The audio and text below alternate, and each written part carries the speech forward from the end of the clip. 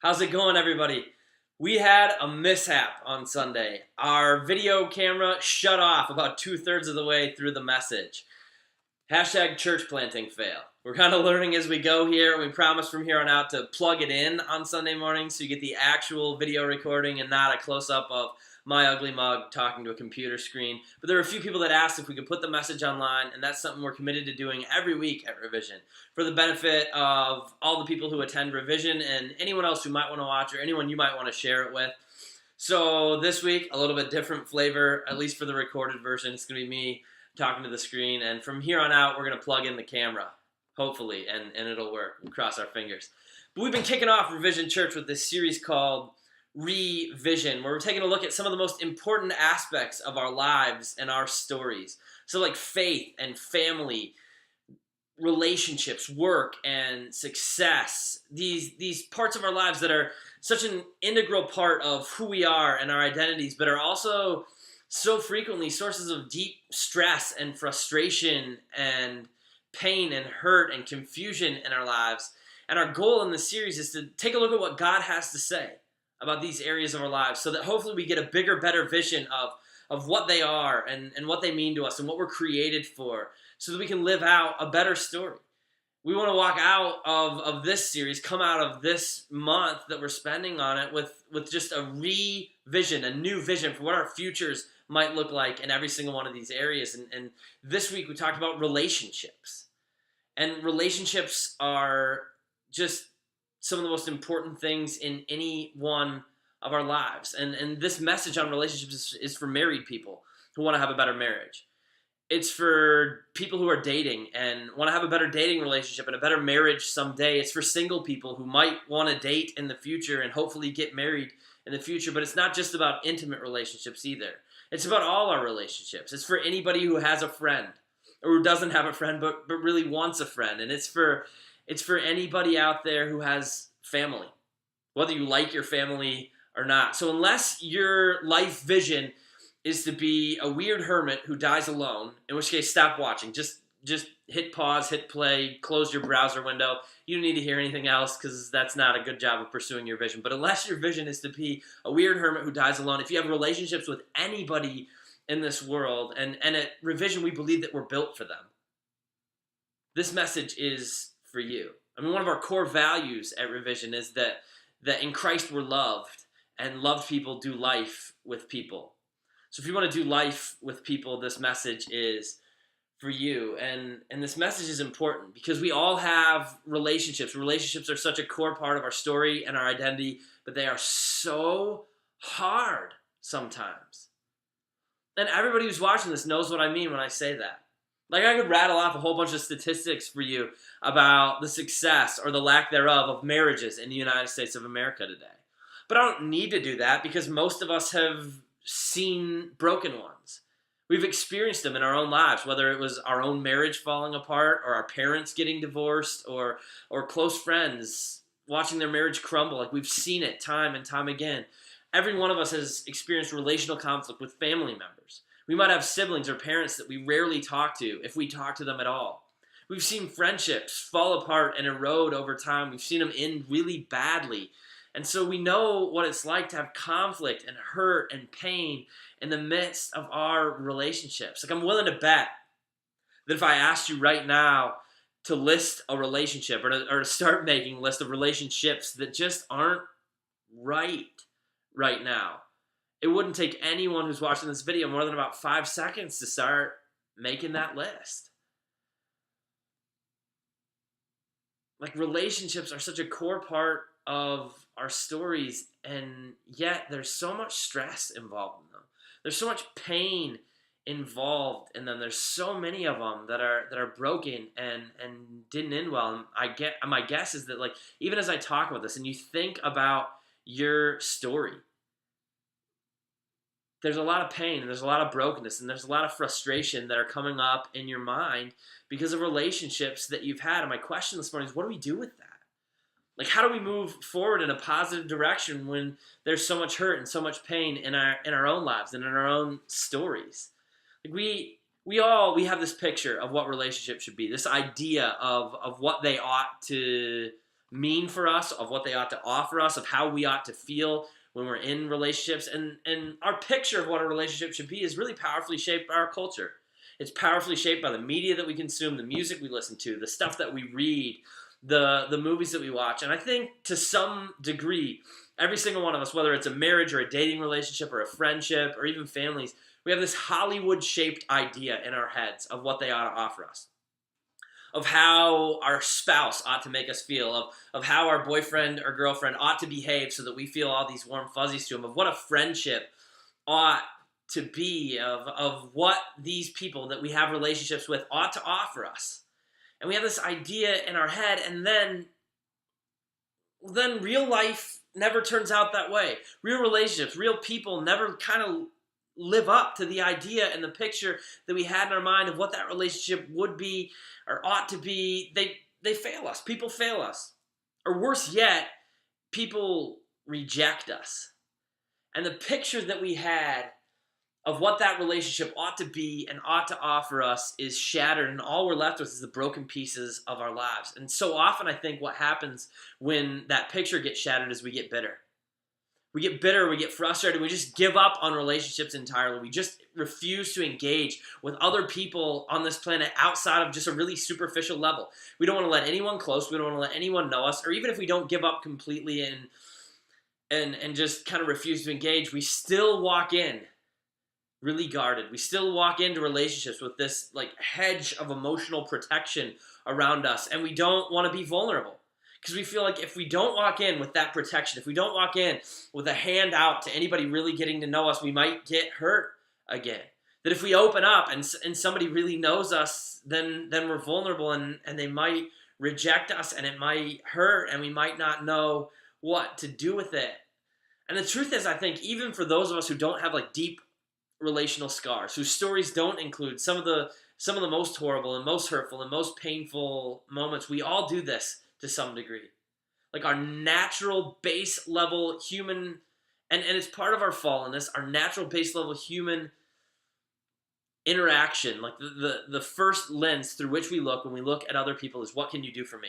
Like, I'm not going to decide whether or not or how much to care about you, whether or not or how much to love you until I know what it is that you have to offer me. And if I think, when I think that you have enough to offer me, enough to give to me, that you might be worth opening up to, I'll open up a little bit and a little bit and a little bit so that I can get what I want out of you, from you.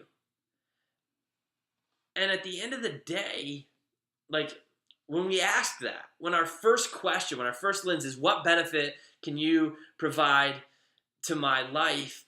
We live in this kind of weird interplay where we only let people in just as far as we think it will benefit us. And the truth is, as we look around at our stories, we see more hurt and more pain and more frustration and more brokenness caused by relationships with people that we love or loved than by almost anything else in the world. And I gotta ask, I think it begs the question, what if we're doing it wrong? Like, what if that question, what can you give to me? What if letting people in only as far as it benefits us isn't the best way forward? Because it certainly doesn't seem to be. It's the way that our world works. It's the way that our society does relationships. And as we look around at the relationships we see, it just doesn't seem to be working. For me, I think there's a different way. See, there's this type of love that we have as human beings that's really easy for us. This type of relationship that comes naturally. We love lovely things, and we love lovely people because there's something about them that's worthy of being loved. We love things like the artwork of Michelangelo, the voice of Michael Bublé, the athleticism of Michael Jordan, the great hair and chiseled physique of Michael Howard. These things are easy to love because they're inherently worthy of being loved. But what I want to suggest to you is that there's a different way. That some things are loved because they're valuable, but some things are valuable because they're loved. When my sister Kelsey was little, she had this blankie that she called her whoopee. And it wasn't even hers. She'd inherited it from my sister Carrie, and at one point, Like when the blanket was new, it had like a silk ribbon around the outside of it, and it was a white blanket that said baby across it. And by the time Kelsey inherited that blanket, it was in tatters. The ribbon was gone. It was yellow instead of white, and the lettering was completely indecipherable, which wouldn't have mattered to my sister. She's not a good speller still. She never was. But the thing about it is she's loved this whoopee. And part of the reason that I'll always remember how much she loved this tattered, useless piece of cloth is because of the way that it negatively affected me personally. One time when I was a kid, our family went on vacation to St. Louis and had a good time. But on the way back, we left and we were driving north, and we got about 45 minutes to an hour north of the city, and Kelsey realized that her whoopee was gone and just freaked out.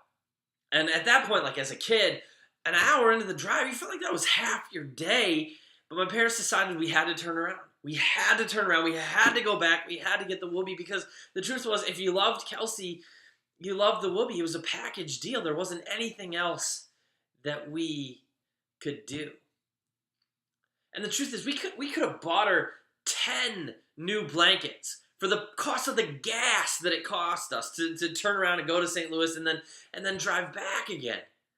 But that wasn't the point. That wasn't what she wanted. It was a tattered rag that you could not have given away at a garage sale, but it had infinite value because of the way that Kelsey loved it.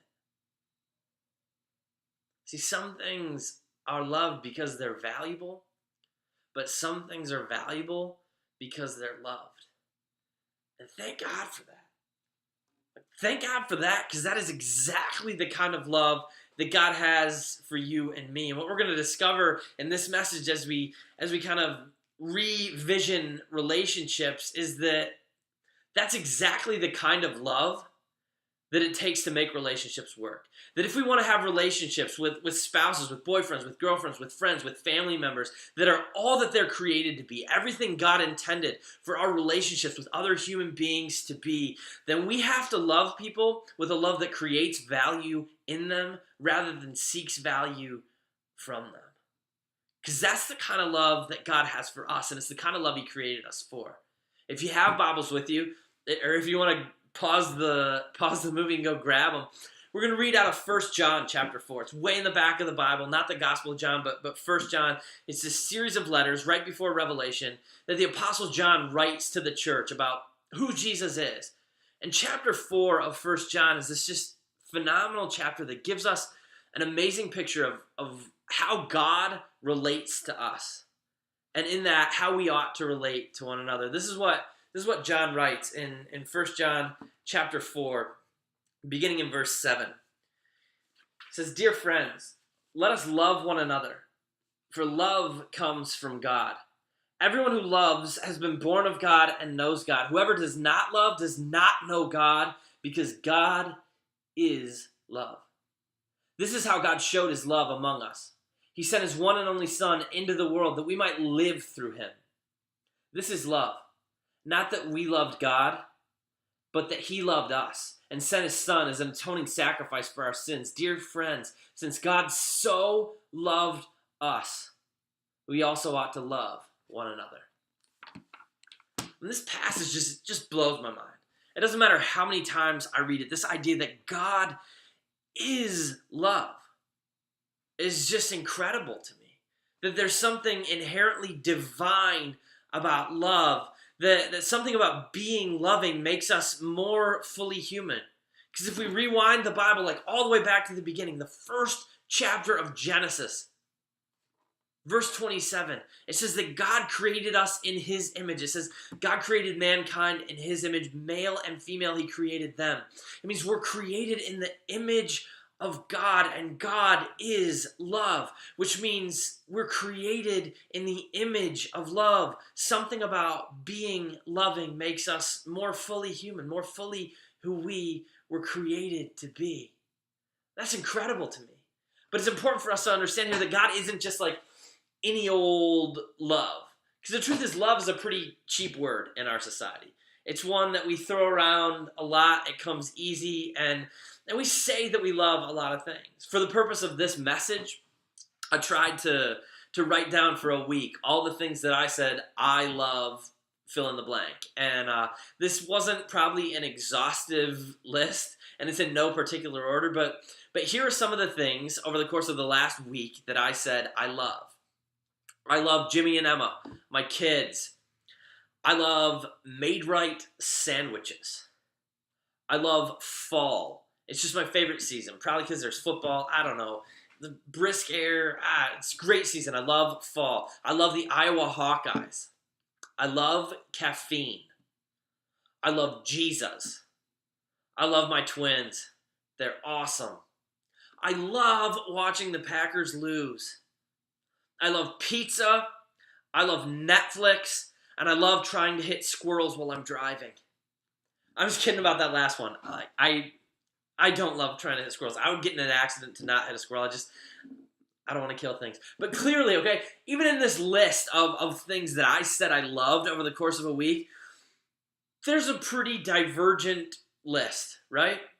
Like, I'm not even talking about the same thing. It's not even the same concept when I talk about loving Maid-Rites or pizza or Netflix as it is when I talk about loving my kids or loving watching the Packers lose. Like, those are just on a different level, right?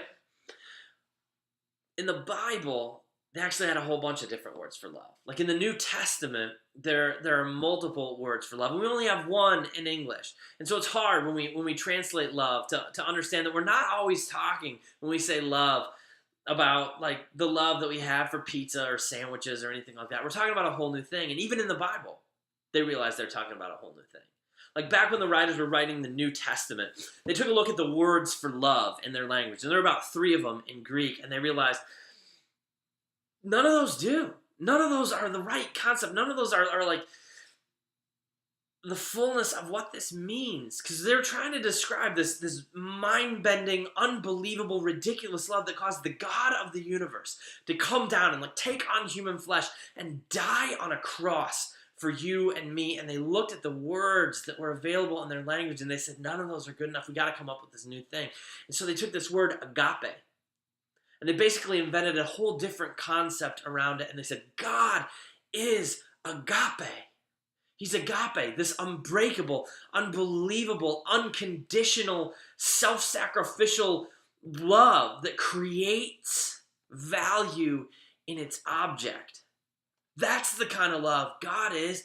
God is agape. And so when John writes that God is love here, he's saying God isn't just any old type of love. He isn't just like the random kind of love that you might have for any old thing. God is this unbreakable, unbelievable love that we call agape. It's this love that creates value in its object. And that's what God's love does for us. Because there isn't anything inherently worthy or inherently honorable about us that we would deserve the love of God.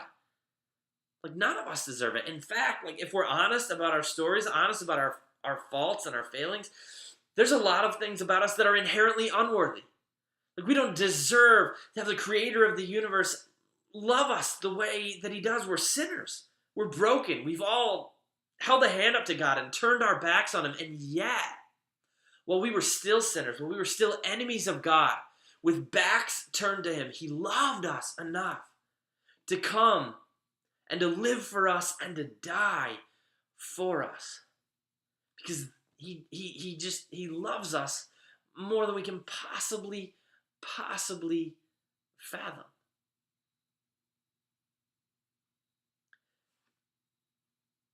And that love creates infinite worth in us, despite our brokenness. That love changes everything about our identities.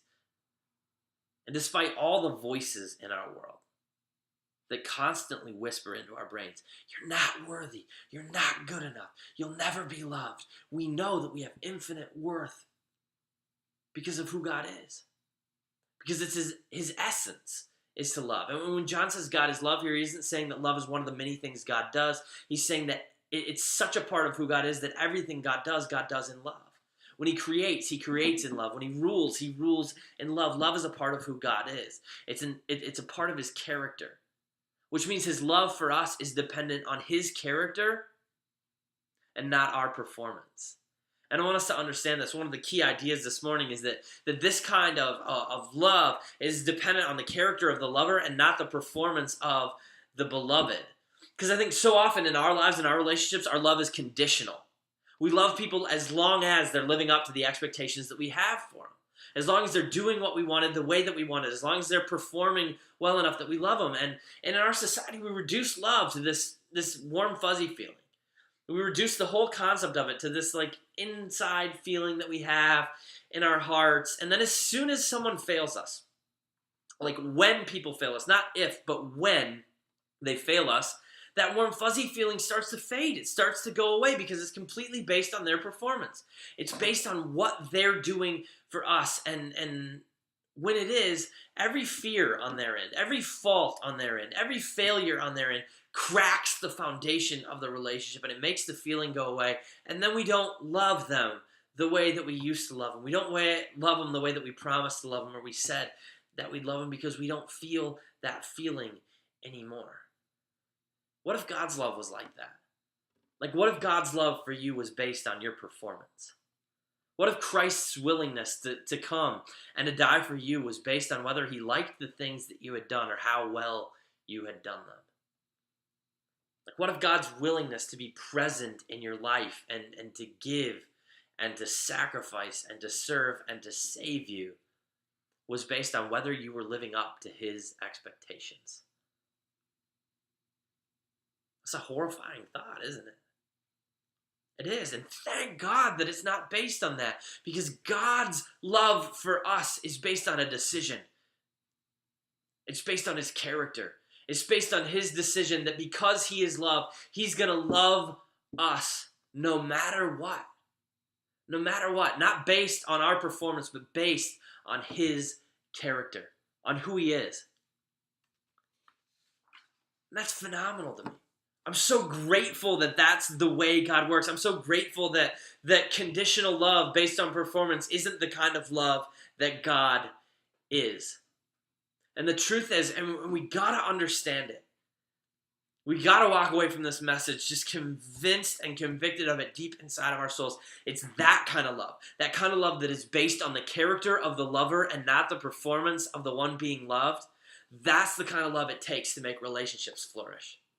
That's the kind of love that it takes to make our marriages flourish and our families flourish and our friendships flourish. It's the kind of love that it takes to make them all that they're created to be. And if we're not willing to love with that kind of love, if we're not willing to say, I'm going to care about you and I'm going to serve you and I'm going to love you based on who I am and not how you perform, then none of our relationships are ever going to be all that they're created to be. They're never going to fulfill us.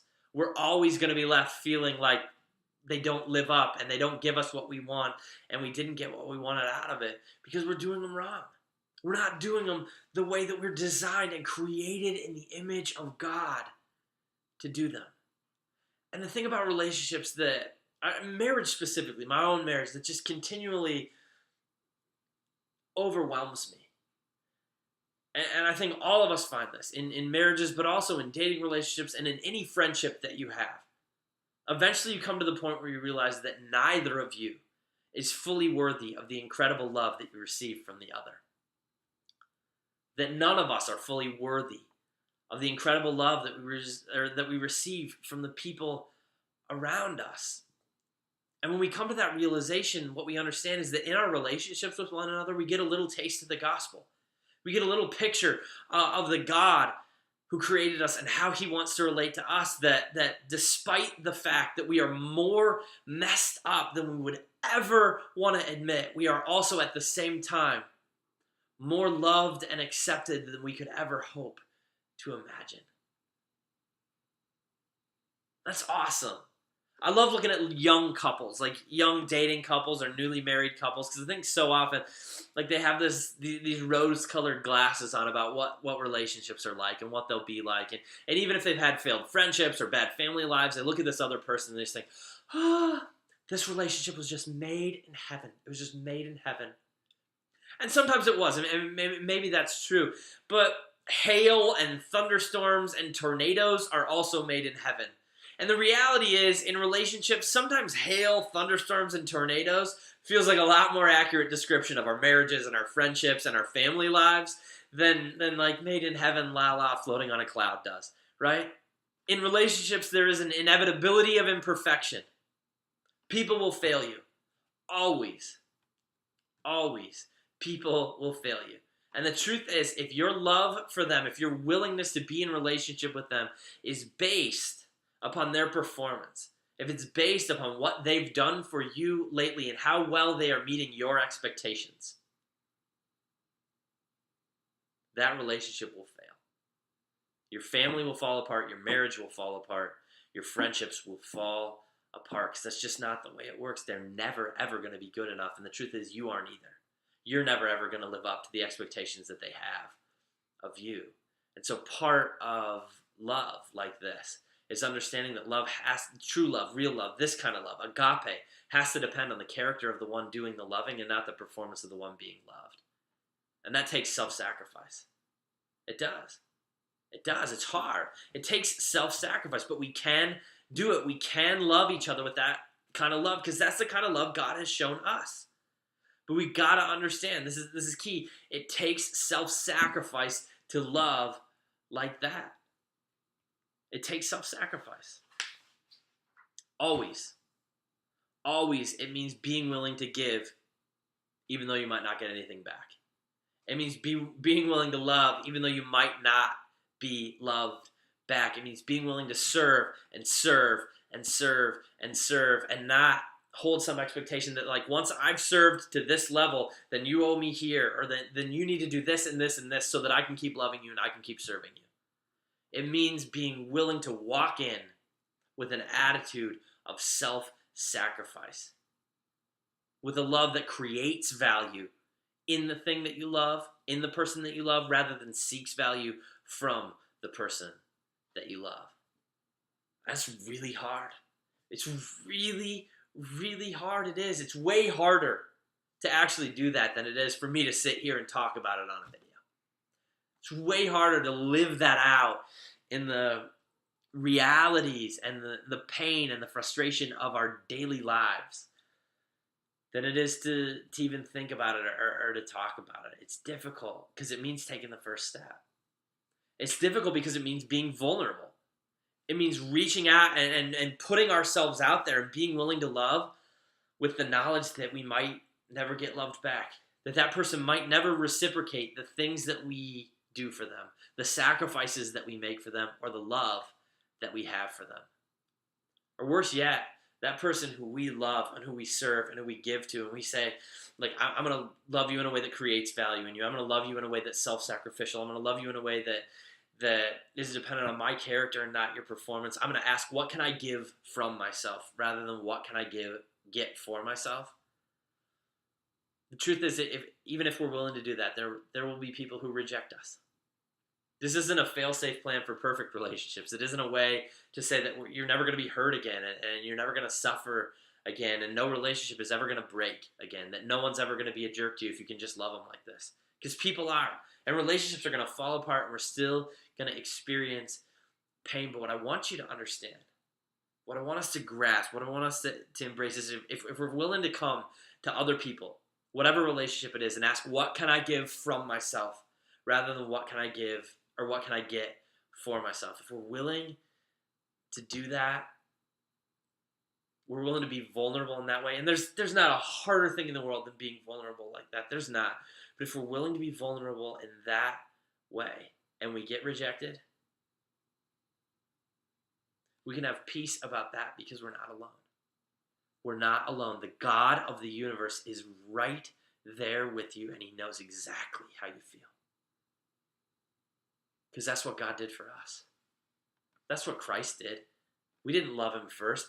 The book of 1 John, he writes, like, this is love. Not that we loved God, but that he loved us. And if you skip down to verse 19 in 1 John chapter 4, it tells us we didn't love God. He loved us first.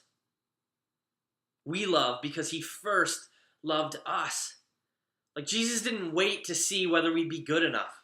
He didn't wait to see whether we'd accept him. He didn't wait to see whether we'd be his friend. Instead, he loved us so much that he was willing to come and live for us. He was willing to come and give his life on a cross, just be beaten and crucified and killed for your sake and mine. And he knew while he was hanging there. I mean, there's not a more vulnerable act in human history, not a more vulnerable moment in human history than Christ hanging on a cross. And he knew while he was hanging there that some of us, that many of us, would reject him anyway. That we'd keep our hand up, that we'd turn our back, and we'd say, you died for me, but I don't want it. And he gave us the option to do that. He knew he'd be rejected, but he loved us enough to serve us anyway. He loved us enough to make our hope and our reconciliation and our forgiveness possible anyway. Because he loved in a way that sought to give of himself rather than get for himself. We don't have to be afraid of rejection because our Savior saved us through rejection. And so my challenge to all of us this week, my challenge to all of us is a simple one. It's this: change the lens through which you look at relationships. Change the vision that you have for every relationship in your life. For your marriage, for your dating relationship, your boyfriend or your girlfriend, for the boyfriend or girlfriend that you want to have, for your friendships, for your family members. Change the lens through which you're looking. Get a revision for your relationships and stop asking the question, what can I get for myself? And start asking, what can I give from myself? Ask it today about every significant relationship in your life, and then find a way this week to go out and do it. Bonus points if it's somebody who's hard for you to serve. Find a way to live this out. Find a way to live out the idea that relationships are about giving from yourself, not getting for yourself, that they're about self-sacrifice, that the love that you have for others is dependent on who you are and not how well they are performing. And find a way to do it. And listen, I know it's going to be hard. It's going to be incredibly hard. I know that. I tried it this week. I don't like to issue challenges that I haven't tried myself or that I can't do. And so every time that I ask the church to try something, every time I get to the end and say, hey, what if we live this out this week? Know that I've tried it first. And I did this week. As soon as I wrote this message, I thought, all right, I got to live this out. I'm going to live it out. And I'm going to be completely honest with you. I went 1 for 2 in my first 20 minutes. Okay? Jenny and I were watching some Netflix right after the kids went to bed, and she came and sat down and said, hey, could you get me a snack?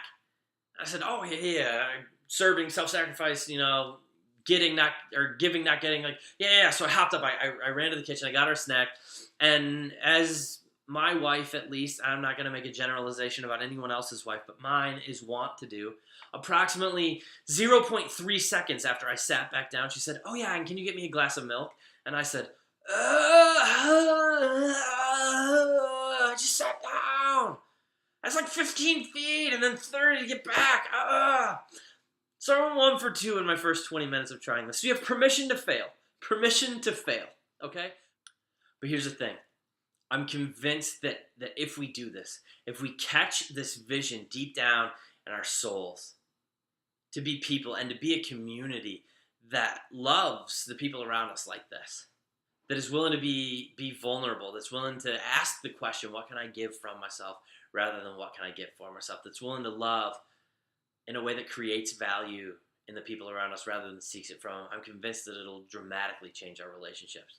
It'll change the direction of the rest of our lives. It will radically reimagine this critical area of our lives, the way that we relate to other people. And that doesn't mean there's never going to be pain anymore. It doesn't mean all our relationships are going to be perfect from here on out, but they will be better and they will be different than they ever have been before, and will begin to live out our created purpose, this incredible love and this incredible type of relationship that God desires with us and that He desires and created us to have with the people around us. Amen.